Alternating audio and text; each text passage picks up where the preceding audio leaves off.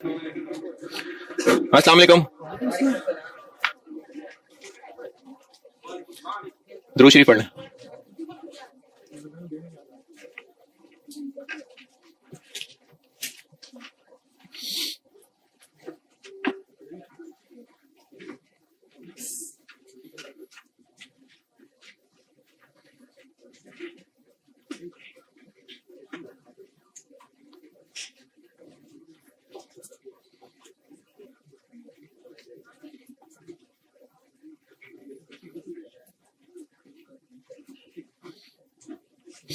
अच्छा, मैंने ये टेस्ट का सवाल खुद ही बनाया था इनफैक्ट, और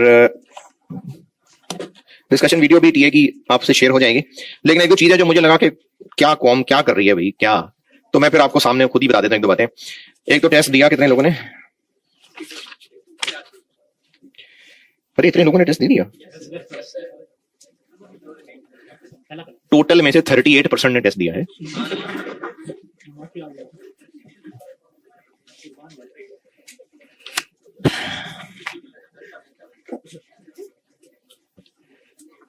मोहम्मद अमान रहमान या अमन रहमान, अमन, जवेरिया बतूल, अहमद रजा, अफनान अली,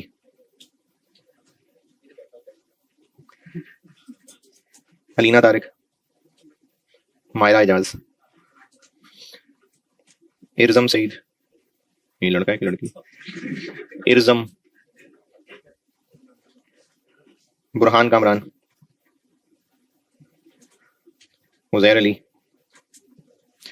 इकराम इम्तियाज, हमजा फरीद,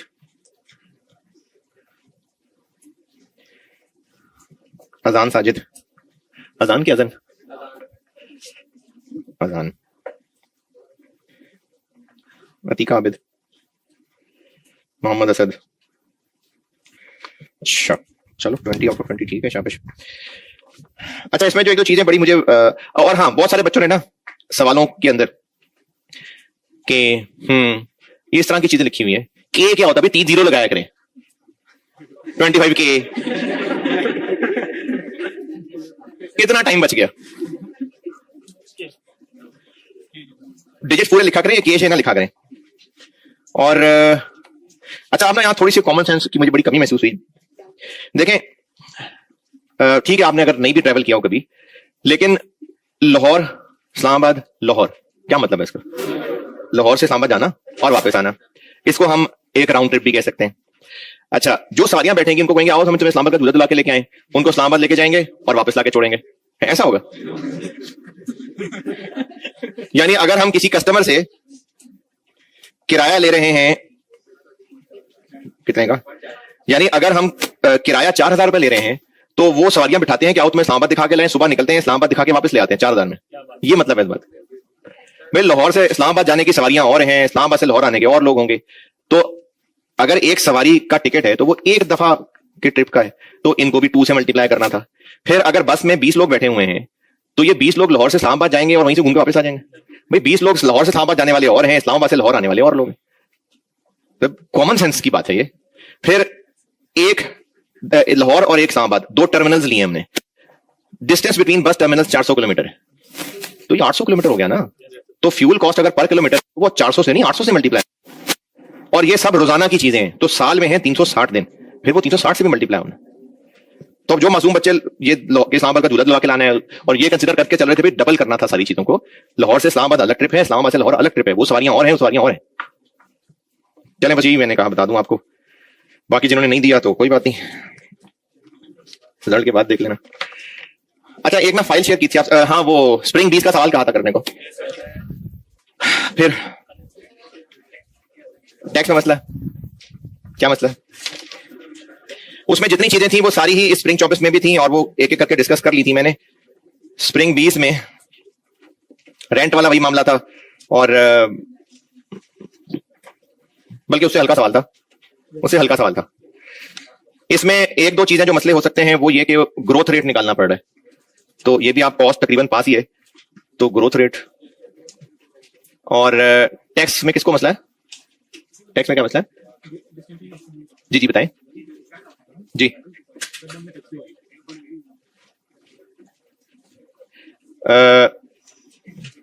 इसको डिस्काउंट क्यों किया ये पूछ रहे हैं।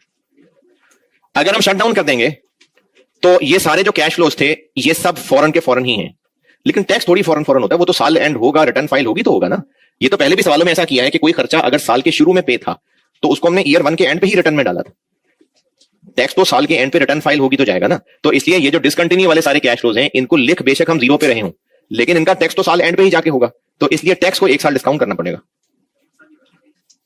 परसेंटेज कौन सी, किस परसेंटेज से?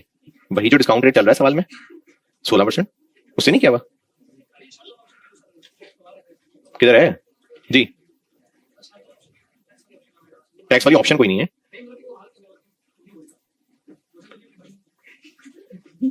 डिसकंटिन्यू ऑप्शन में टैक्स की कैलकुलेशन पूछ रहे हैं। डिसकंटिन्यू ऑप्शन में, हाँ शट डाउन ऑप्शन में अगर हम शट डाउन कर देंगे तो एक तो हम इक्विपमेंट बेचेंगे 4 मिलियन का, इस 4 मिलियन पे टैक्स लग जाएगा। इतने सवाल कर लिए हमने। आरवी के ऊपर टैक्स लगता है नहीं, गेन या लॉस ऑन डिस्पोजल निकलेगा, तो वो आपने जब डेप्रिसिएशन की वर्किंग की हुई है अगर अभी बेच देंगे तो 2 साल डेप्रिशिएट हो चुका हुआ है ये, तो जो अभी 2 साल बाद की बुक वैल्यू आ रही है 2813 वो माइनस करेंगे तो फिर प्रॉफिट ऑन डिस्पोजल निकलेगा, उस पर टैक्स लगाया। वर्किंग फोर समझा रहा हूं मैं। फिर इसके अलावा जो पेनल्टी है, यानी जो हमने रेंट देना है, तो उस रेंट के ऊपर 30% टैक्स लगा दिया, उस पर टैक्स बचेगा। प्रॉफिट ऑन डिस्पोजल पे टैक्स पड़ेगा, रेंट जो देंगे उस पर टैक्स बचेगा। तो एक को इनफ्लो लिया है, एक को आउटफ्लो लिया है। वर्किंग फोर समझा रहा हूं मैं, वर्किंग फोर पूछ रहे हैं ना आप। तो एक प्रॉफिट ऑन डिस्पोजल पे टैक्स पड़ रहा है और एक रेंट के ऊपर टैक्स बच रहा है, तो वो नेट बना 302, लेकिन रिटर्न फाइल होगी तो टैक्स पे कर रहा है ना, तो इसलिए 302 को डिस्काउंट किया एक साल। और इसमें बताएं किसने क्या पूछना है जी। फर्स्ट तरीका ले रहे हैं क्या मतलब?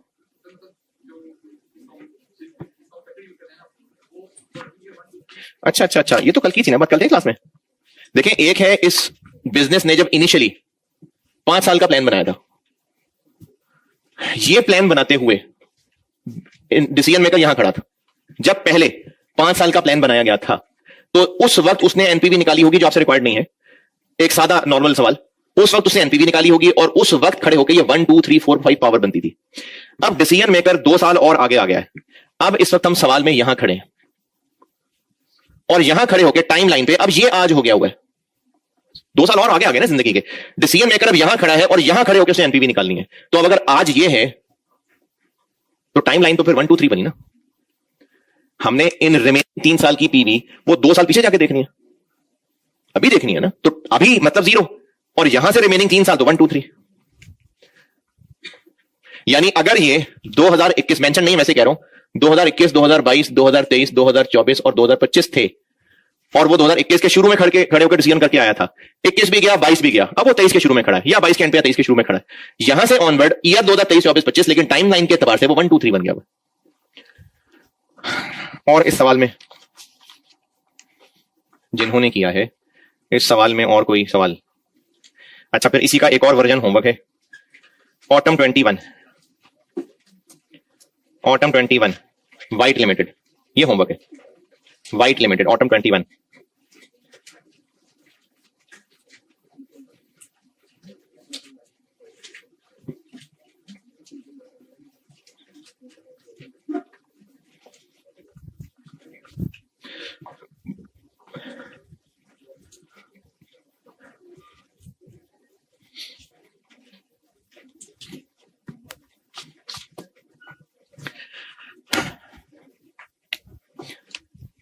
जी ऑटम 21 होमवर्क। अच्छा, ये खत्म हो गया चैप्टर। एक सवाल और करा रहा हूं, और वो मैं सी फाइनल का करा रहा हूं, और वो ये बीएफडी का, यानी कि लॉन्ग टर्म डिसीजन मेकिंग तो डन, पढ़ लिया हमने, पक्का पेपर का सवाल है। मेरा ख्याल है ऑटम 23 के अलावा स्विंग 22, ऑटम 22, स्विंग 23, स्विंग 24, ये सारे हो गए, और ऑटम 24 को रिजल्ट के बाद ही हाथ डालूंगा मैं। तो long term decision making done है, लेकिन एमएफए में 1 दफा और सीए फाइनल में को 2 दफा लॉन्ग टर्म डिसीजन मेकिंग को शॉर्ट टर्म के साथ मिक्सचर करके सवाल बनाया हुआ है। यानी वो कॉन्सेप्ट जो कॉन्सेप्चुअली शॉर्ट टर्म के हैं, जैसे इतना मटेरियल पहले पड़ा हुआ है, थोड़ा सा अगर याद हो, स्पेशल ऑर्डर, इतना मटेरियल पड़ा हुआ है, रेगुलर यूज का है, रेगुलर यूज का नहीं है, लेबर मौजूद है, ओवर टाइम अवेलेबल है, नहीं है, कहीं और से शिफ्ट करना पड़ेगा, उसकी जगह कोई और लाना पड़ेगा। ये technically short term decision making की चीजें हैं, क्योंकि अभी इस वक्त सिचुएशन सर पे पड़ी होती है तो फैसला करना होता है। ये लॉन्ग टर्म में इतना बनता नहीं है रेलिवेंट, लेकिन सवाल बनाया जा सकता है। तो सीए फाइनल में भी 1-2 दफा टेस्ट हुआ, एमएफए में 1 दफा टेस्ट हुआ। तो मैं आपको वो सवाल करा रहा हूं जिसमें ये रेलिवेंट कॉस्टिंग जो स्पेशल ऑर्डर चीजें थी वो लॉन्ग टर्म की तर्ज पे बन जाए। जो कॉस्ट में शॉर्ट टर्म डिसीजन मेकिंग में स्पेशल वन ऑफ वाली चीजें थी, जिसमें रेलेवेंट कॉस्टिंग की डिटेल जिसको बताई थी, वो मिक्स हो जाए अगर लॉन्ग टर्म में, तो उस शक्ल का सवाल करा रहा हूं बस। तो उसके लिए कोई तारुफ लिख लेना, क्या करने लगा मैं। शॉर्ट टर्म डिसीजन मेकिंग में जो रेलेवेंट कॉस्ट की डिटेल थी वो अगर लॉन्ग टर्म के सवाल में मिक्स हो जाए तो उसकी प्रैक्टिस का एक सवाल करा रहा हूं।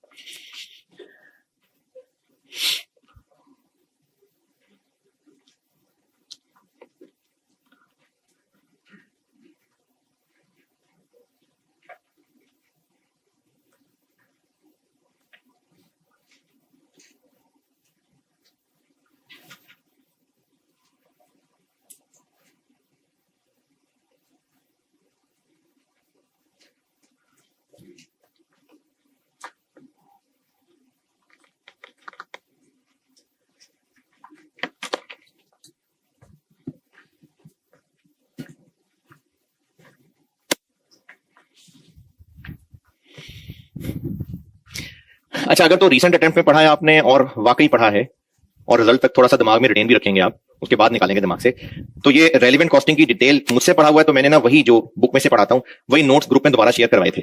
और अगर मुझसे नहीं पढ़ा, कहीं और से पढ़ा है, तो किसी ना किसी तरह तो आपने पढ़ाई होगा ना, तो जहां से पढ़ा था वहीं से रिवाइज कर लें। बेशक समरी जबानी बोल देता हूं, उसको डिटेल से देखना हो तो मैंने नोट शेयर किए थे।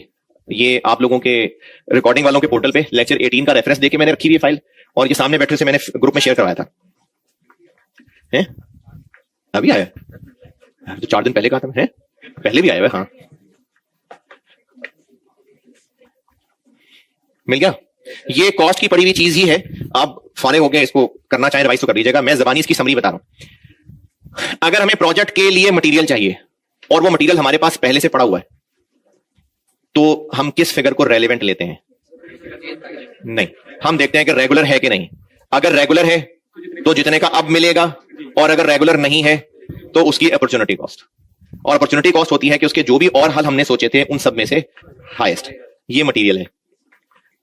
लेबर, अगर तो उन लोगों के साथ एक total number of hours already तय किए हुए हैं जिसके पैसे उनको देने ही देने हैं, और उन्हीं आवर्स में से प्रोजेक्ट पे इस्तेमाल हो जाएंगे, तो रेलेवेंट कॉस्ट 0। अगर खाली बिठा के भी पूरे पैसे देने थे, और अगर खाली बिठा के पूरे पैसे नहीं देने थे, लेट्स से 60% देने थे, तो 40 रेलेवेंट। यार सब बात है आपको, चलो शाबाश। और अगर कोई इस तरह के आर्स उनके पास पहले से खाली नहीं है, तो जितने वो पैसे अब लेंगे, नहीं अभी नहीं, जितना वो अब काम करने का पैसा लेंगे। और अगर ये वो लोग हैं जो दुनिया में और कहीं नहीं हमारे ही पास हैं, और वो हमारे ही किसी और डिपार्टमेंट में बैठे कोई और काम कर रहे हैं, तो उनको उस काम से उठा के यहां लाना पड़ेगा, और उनकी जगह नया बंदा हायर करना पड़ेगा। तो रेलिवेंट क्या होगा? जो उस नए बंदे को देंगे। और अगर कोई है ही नहीं ऐसा पीस दुनिया में, कोई छोटा भाई भी नहीं है उसका, तो फिर वो काम उस वक्त के लिए रोकना पड़ेगा। तो फिर कंट्रीब्यूशन प्लस इस लेबर की कॉस्ट, वो रेलिवेंट। बिल्कुल सही है। फिक्स्ड OAR रेलिवेंट नहीं है, लेकिन अगर इंक्रीमेंटल फिक्स्ड ओवरहेड है तो रेलिवेंट है। वेरिएबल OAR रेलिवेंट है। और अगर हमें एक से ज्यादा जगह से कोई रिसोर्स मिल रहा है, तो कौन सी वाली जगह से लाएंगे? जहां सबसे सस्ता है। लो देखो, ये ऐसे रिवाइज हो गया, आपको सब आता है माशाल्लाह। सवाल बुक में ही होंगे, लेकिन BFD के सवाल होंगे, उनपे शायद हेडिंग डली होगी BFD के सवाल।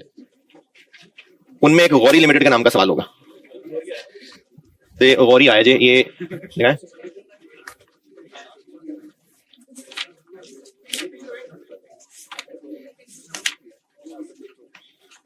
अच्छा, BFD का नाम नहीं दिया हुआ बहरहाल।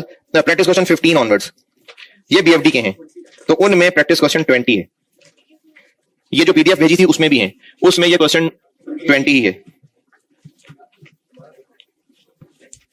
गौरी लिमिटेड के नाम से सवाल है, जो पहले लॉन्ग टर्म की फाइल भेजी थी उसके अंदर भी है क्वेश्चन 20, और नई बुक के अंदर भी ये क्वेश्चन 20 ही है। ये BFD का सवाल है, आपको थोड़ा सा ऊंचा लग सकता है, तो कोई बात नहीं, ऊंचों के बैठ जाए। इसमें ये रेलिवेंट कॉस्टिंग मिक्स है चीज, तो ये पढ़ ले, मैं करता हूं बोर्ड पे।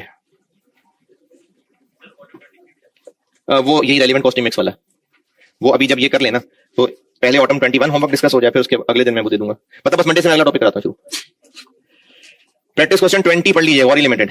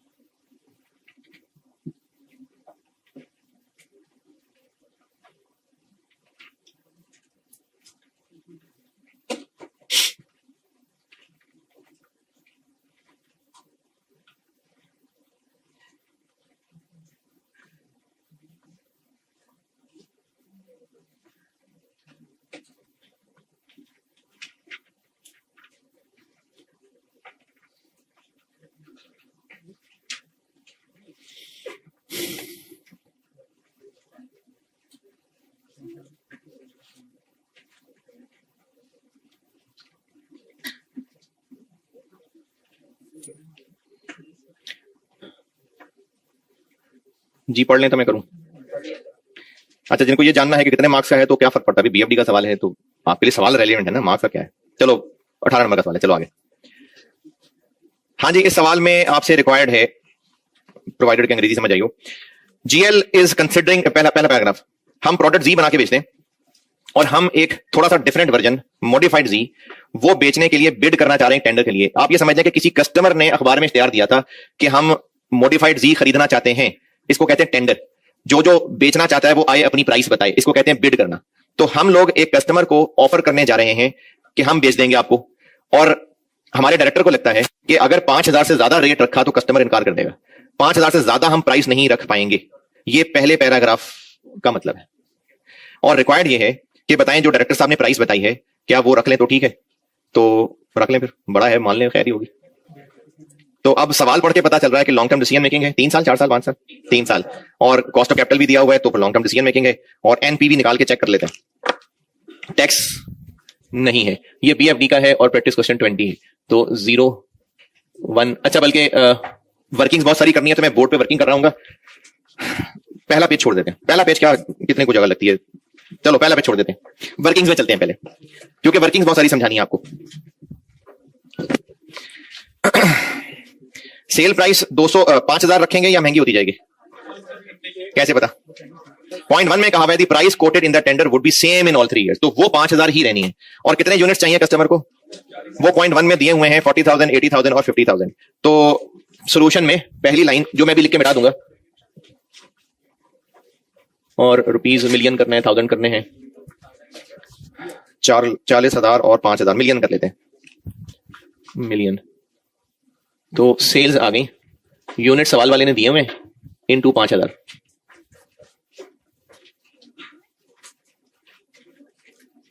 $200 4 क्या 400 250, ये हो गई सेल्स। बस अब ये पेज छोड़ देते हैं और वर्किंग में चलते हैं। पहले पैराग्राफ में सेल्स प्राइस मिल गई, पॉइंट नंबर 1 में यूनिट्स आ गए, उससे बना ली sales. Point number 2 has incurred, तो नहीं है रेलेवेंट। पॉइंट नंबर 3 मशीन है, चलो आखिर में लाइन लिख लेंगे। पॉइंट 4 वर्किंग कैपिटल है, आखिर में लिख लेंगे। पॉइंट नंबर 5 3 मटेरियल चाहिए होंगे इसके लिए। अच्छा चले, लिखा हुआ मैंने सामने, खैर है वो वही जितनी वर्किंग मैंने जो की देखता हूं, जरूरत पड़ी तो बता लूंगा। पॉइंट नंबर 5, एक मॉडिफाइड जी बनाने के लिए 3 तरह के मटेरियल चाहिए, और AB5 के 3 यूनिट्स, CD7 के 2 यूनिट्स और EF2 का 1 यूनिट चाहिए। और उन तीनों मटेरियल्स के बारे में ये टेबल बना के दिया हुआ है। ये वो रेलेवेंट कॉस्टिंग की तरह का टेबल है। जो स्टॉक में अवेलेबल नहीं होंगे वो तो खरीद नहीं होंगे, जो स्टॉक में पड़े होंगे फिर देखना होगा कि रेगुलर है कि नहीं है। तो पहला मटेरियल हमें चाहिए AB5, नोट नंबर 1, ये कंटिन्यूस यूज में है, तो स्टॉक में है चाहे नहीं है ये हमने खरीदना ही होगा। तो वर्किंग 1 AB क्या है 5, 1 2 3, क्या चीज, हाँ यानी कंट्रीब्यूशन की वर्किंग कर लें, हाँ कर लें। तो AB5 के वैसे नहीं करें, नहीं, क्योंकि कुछ आर्ट्स पे और रेट लगना है, कुछ आर्ट्स पे और लगना है, तो टोटल राज निकालेंगे तो पता चलेगा ना, तो नहीं टोटल ही। अच्छा जी, तो मटेरियल अभी कितने का है,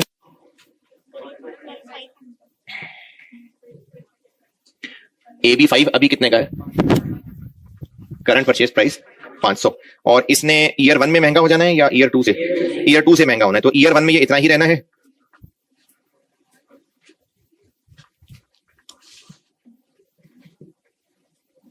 और उसके बाद LY इंटू 1.08, 540 583, और अच्छा पर यूनिट ऑफ AB5 का ये कितने का है, ये जो आपको टेबल में रेट दिया हुआ है ये एक AB5 का है, तो प्रोडक्ट पे एक AB5 नहीं लगना, 3 लगने हैं। तो हमें AB5 के टोटल यूनिट्स कितने रिक्वायर्ड होंगे, जितने प्रोडक्ट के यूनिट्स हैं मल्टीप्लाई बाय 3, तो 1,20,000, 240,000, 150,000, तो टोटल मिलियन में कर लें 60, 129.6, 87 पॉइंट, ये हो गया AB5।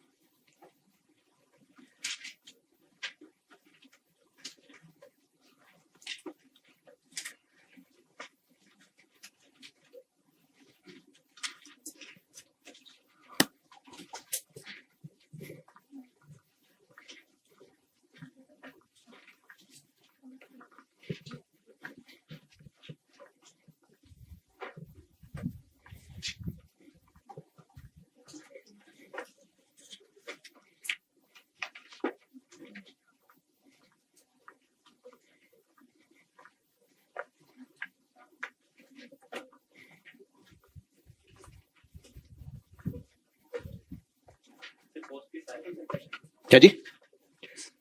सारे कॉन्सेप्ट अभी तक क्या क्या हुआ है? नहीं, वही तो पूछ रहा हूँ ना। अभी अगर आप ये पूछ रहे हैं कि वेरिएंस टेस्ट हो सकता है और प्रोसेस कॉस्टिंग हो सकता है, तो नहीं।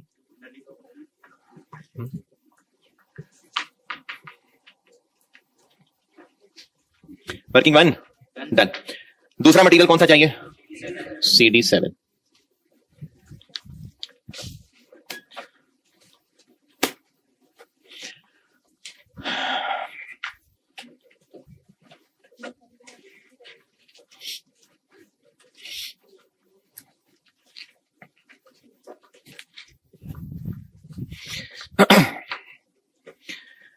CD7 note 2।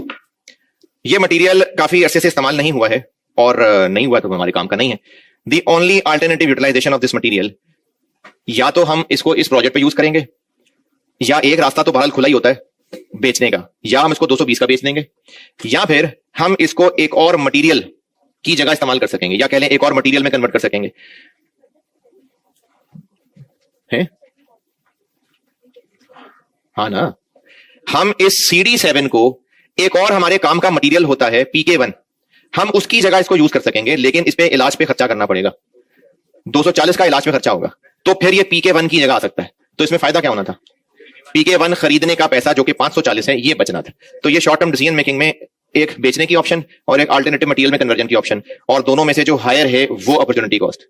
लेकिन ये बात हो रही है उनकी जो स्टॉक में है, जो स्टॉक में नहीं है वो तो खरीदने पड़ेंगे। अब इसकी वर्किंग थोड़ी सी बढ़ जाएगी लाइनों में। वर्किंग टू CD7 टोटल, पहले यूनिट्स करता हूं कैलकुलेट। रिक्वायर्ड कितने हैं? प्रोडक्ट के यूनिट्स को 2 से जी 80,000, 160, 100। लेकिन ये स्टॉक में अवेलेबल होंगे, और जो नहीं होंगे तो खरीदने पड़ेंगे। स्टॉक में कितने अवेलेबल होंगे? 90। तो ये तो काम चल जाएगा और खरीदने नहीं पड़ेंगे। अगले साल 10 अवेलेबल होंगे तो 1.5 लाख खरीदने पड़ेंगे, और फिर ये सारे खरीदने पड़ेंगे।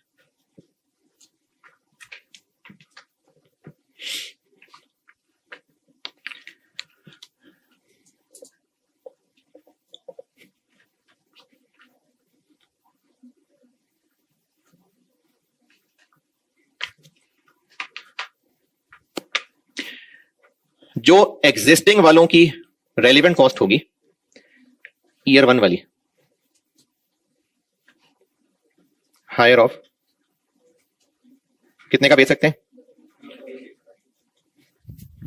और कन्वर्जन ऑप्शन कितनी है? 540 माइनस 240, 300। तो ये हो गया 300। हर साल महंगाई होनी है, तो इसने भी तो महंगा होना था ना, कि नहीं होना था? तो इसका मतलब ये भी महंगा होगा। देखिए, हम इसको अगर PK1 में कन्वर्ट करते तो PK1 अभी 540 का, अगले साल उसमें भी तो महंगा होना है, तो 300 के ऊपर भी महंगाई लगानी पड़ेगी। 1.08, 324, 350, और जो नए लाने होंगे वो अभी कितने का मिलेगा? 330, और ये तो ईयर 1 है, फिर इसने भी महंगे हो जाना होगा।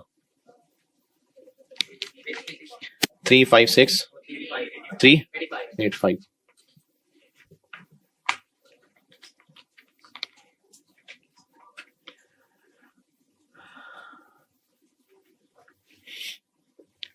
Total rupees in million. Year 1 वाला क्या करूं? ईयर 1 वाले ये 80,000 होंगे, और वो एग्जिस्टिंग वाले ही होंगे, तो इंटू 300। चल करता हूं मल्टीप्लाई। ईयर 2 में क्या करेंगे?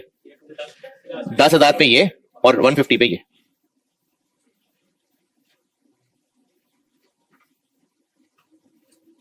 और ईयर 3 में 1 लाख पे ये।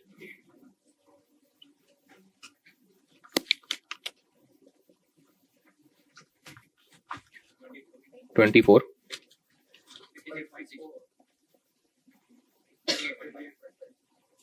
ये CD7 हो गया।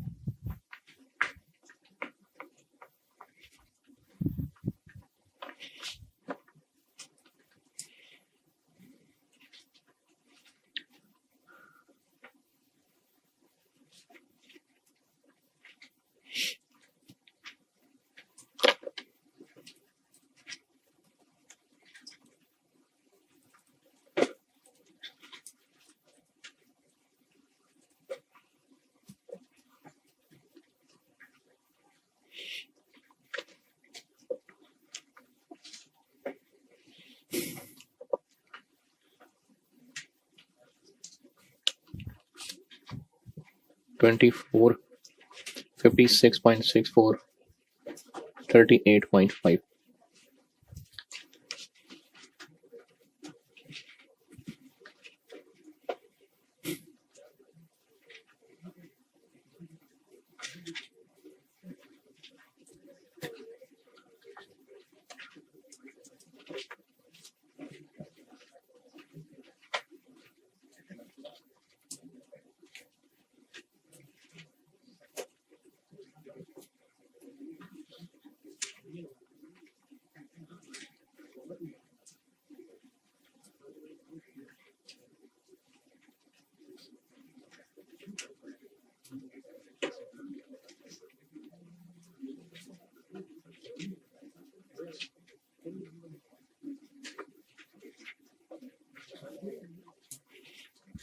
जी वर्किंग टू नोटेड।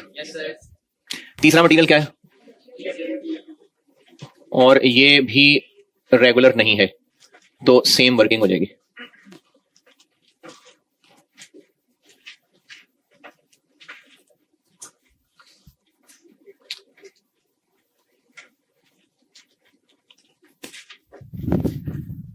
ये भी रेगुलर यूज वाला ही है, रेगुलर यूज वाला नहीं है।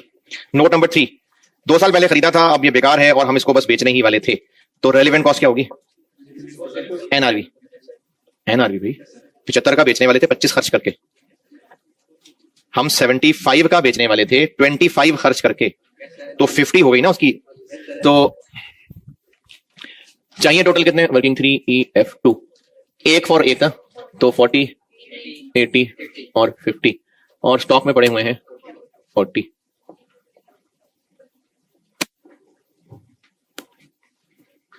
तो ये 50 ही आ गया, 75 माइनस 25, और एग्जिस्टिंग वाले तो ईयर 1 में खत्म हो जाने हैं ना, तो हमें इसको निकालने की जरूरत ही नहीं है। दिल कर रहा है किसी का तो कर दे कैलकुलेट। और नया कितने का मिलेगा?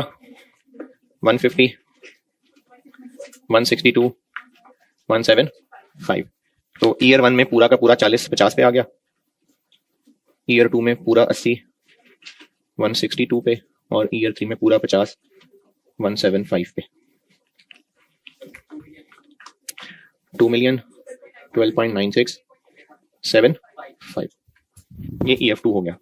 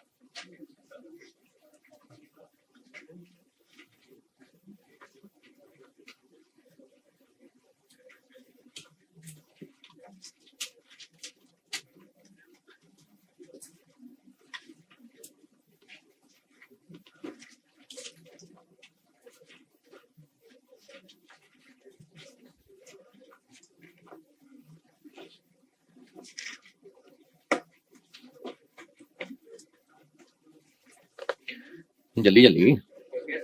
Point number 6, labour. Every 100 units of modified G would require 600 skilled labour R. तो ये 600 और 100 के तकल्लुफ की क्या जरूरत है? Every unit of modified G would require 6, तो हमें 6 स्किल्ड लेबर आर चाहिए और 4 अनस्किल्ड चाहिए। स्किल्ड लोगों को हम दिया करते हैं 30,000 पर मंथ, और ये शायद आपको अगर आपने किसी और टीचर से भी पढ़ा ये शायद बताइए होगा कि ये ना महीने की सैलरी बता के ये नहीं कहना चाह रहा होता कि फिक्स्ड है, वो आपसे पर आवर रेट कैलकुलेट करवाना चाह रहा होता है। तो 30,000 अगर पर मंथ देते थे तो एक महीने में वो कितने घंटे काम करते थे? ये कहां बताया हुआ? ये इसी में कुछ चौथी लाइन में बताया हुआ है, the standard working hours per month इतने हैं। तो ये सिर्फ रेट निकालने के लिए इस तरह की पहली बनाई है, वरना ये नहीं है कि मंथली सैलरी वाले हैं तो ओवरहेड हो गए, नहीं, ये डायरेक्ट लेबर ही है। तो 30,000 सिर्फ 200 से डिवाइड करके पर आवर निकालने के लिए पहली बनाई है। तो स्किल्ड लोग को पे किया जाता है 30,000, और ये स्किल्ड लोग हमारे पास ऑलरेडी हैं। ये कैसे पता? क्योंकि इन्हीं की कंटिन्यूटी में बात चल रही है कि उनको हम पर मंथ के पैसे देते हैं, मतलब ये कोई रेगुलर लोग हैं और इनके आइडल आर्स 70% पे होते हैं, तो मतलब वादा किया हुआ है तो आइडल आर्स के पैसे देते हैं ना। तो ये वो वाली चीज आ गई जिसमें हमने उनसे टोटल आर्स तय किए होते हैं। तो उन लोगों से फारिग बिठा के 70% देने थे, अब पूरा काम करा के पूरे देने हैं, तो रेलिवेंट क्या हुआ 30%।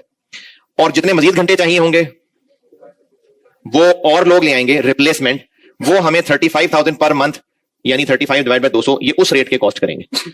और लास्ट सेंटेंस स्किल्ड हमें 50 पर आवर पे मिल जाते हैं, तो ये सिंपली जितने आवर्स चाहिए होंगे उनको 50 से मल्टीप्लाई करेंगे। स्किल्ड लेबर की है कैलकुलेशन जो है ये मजीद पक्की हो रही है जो अगली लाइन में लिखा हुआ है कि स्किल्ड के लेबर आर इतने इतने आइडल होंगे, यानी ये स्किल्ड लोगों की सारी कहानी थी कि इतने आवर्स के लिए उनको हायर किया हुआ है, फारिग बिठाते तो इतने पैसे देते, तो ये स्किल्ड लेबर की कहानी है। अनस्किल्ड सिंपली हमने आर से मल्टीप्लाई करना है, तो स्किल्ड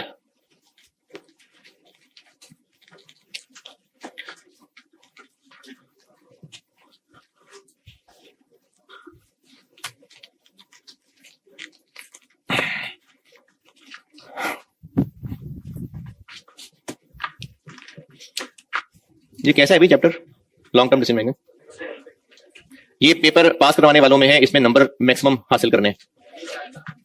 स्किल्ड लेबर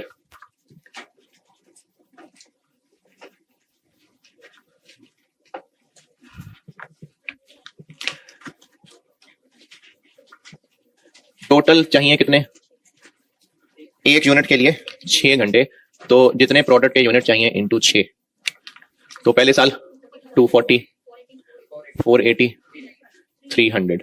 और इन लोगों के पास आइडल कितने अवेलेबल हैं 14,000 18,000 और 16,000।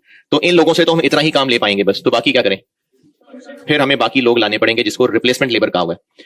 226 462 284।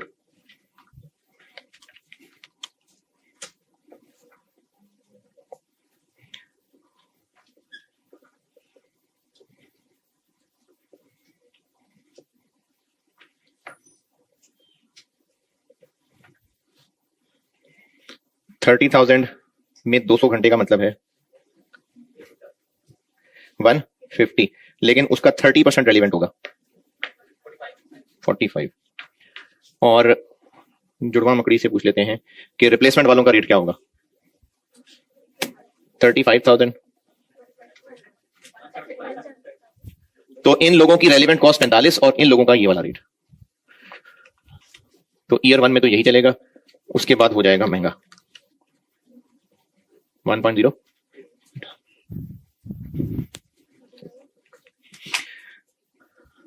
हम्म 49 52 53 53 इधर 189 204, तो total rupees million year 1 year 2 year 3, इन पे ये रेट, इन पे ये रेट, 14,000 पे 45 और 226 पे 175, 18,000 पे 49 और 462 पे 189, 16,000 पे 53 और 284 पे 204,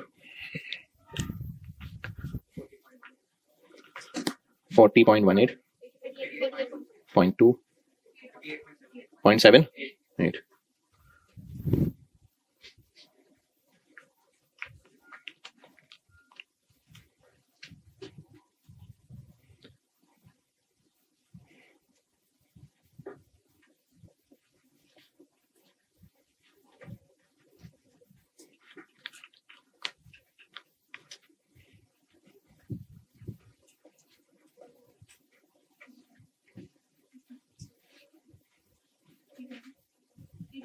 $320 यूनिट्स, यूनिट्स बता देना।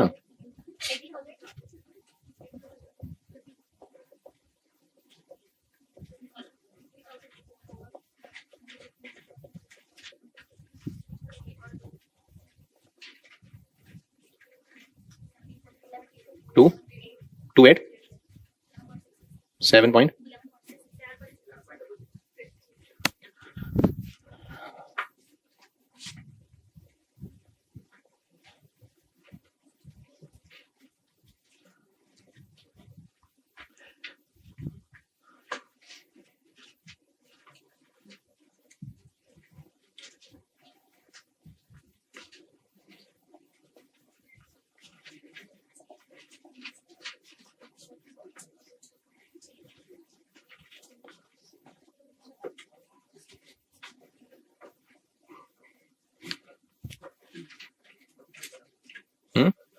बाकी क्या रह गया?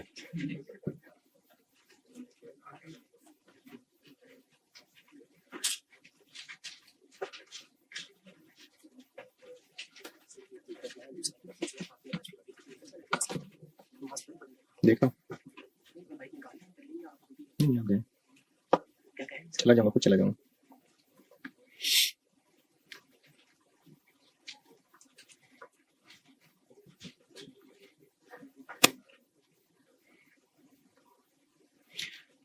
हाँ जी, लास्ट चीज नहीं होता। 0.7 150 OAR है, लेकिन इसमें से 60% वेरिएबल है, वो होता है रेलिवेंट। फिक्स्ड OAR रेलिवेंट नहीं होता, और वो है पर skilled labour R. Skilled labour R है ये। तो 150 का 60%, 40 नहीं 60%।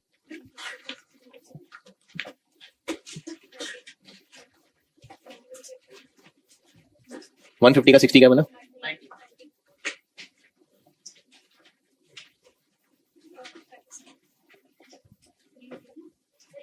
इनफिनिट नहीं होना।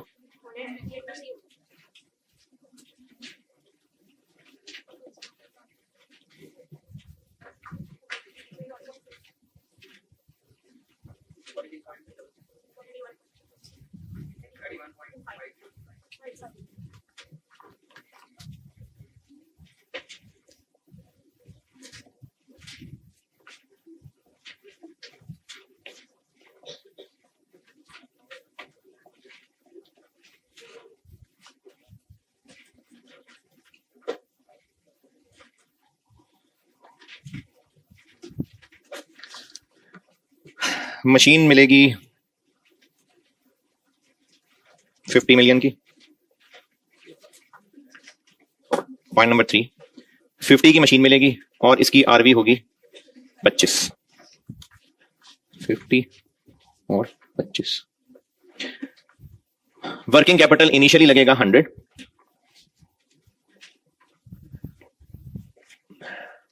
उसके बाद वर्किंग कैपिटल के बारे में कुछ नहीं कहा। तो आपको कहा था कि सवाल में अगर इन्फ्लेशन रेट दिया हुआ है और वर्किंग कैपिटल खामोशी है तो आप नोट लिख के उस पे भी इन्फ्लेशन लगा सकते हैं, ना लगाना चाहें तो भी नोट ही लिखेंगे। 0 पे 100, 1 पे फिर 100, 2 पे 108, 3 पे 0।